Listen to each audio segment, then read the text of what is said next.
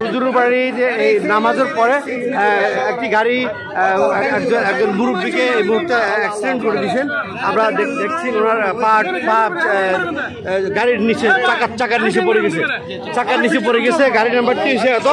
আমরা দেখানোর চেষ্টা করছি আপনাদেরকে, এই গাড়িটি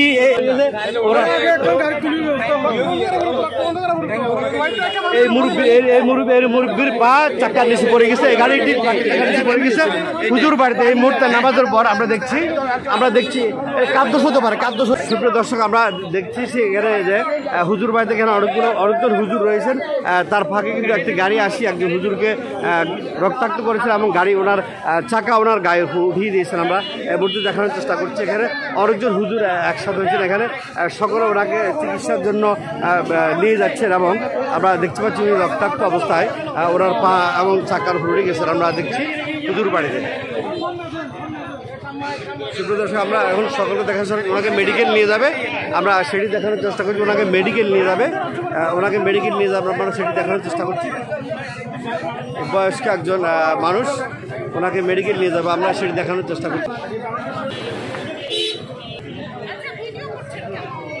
আমি সাংবাদিক, এই মুহূর্তে আমার ভিডিও আমার দরকার। আপনার গাড়িটা কিভাবে উঠেছে ওনার গায়ে? উনি আপনার গাড়িতে পড়ছে,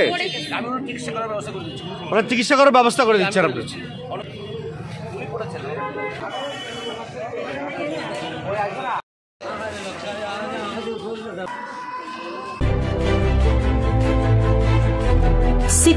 বাংলা টিভি, আবহমান বাংলার মুখপাত্র।